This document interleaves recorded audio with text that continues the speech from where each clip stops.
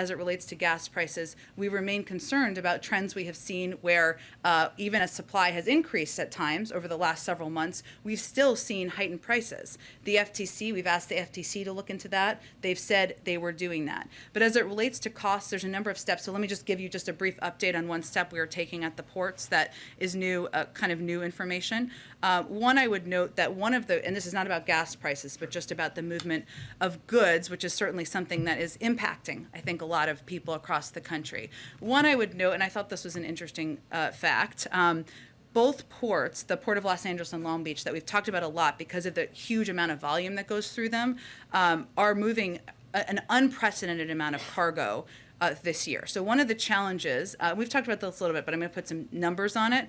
Both ports are moving 19% more containers than at the same point in 2018, which was the previous record.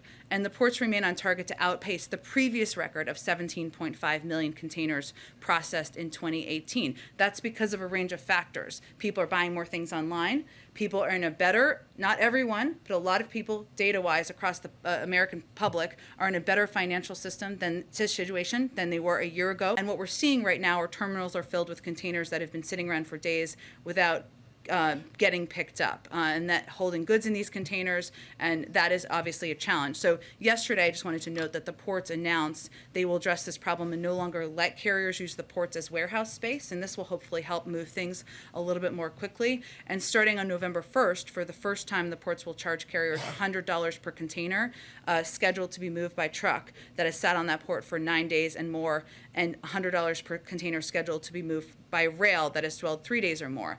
The charge will increase $100 per container per day. So I'm using that example just because we are continuing to press on ways to address issues in the supply chain, which some are at ports, some are at rails, some are at limited and drivers, et cetera.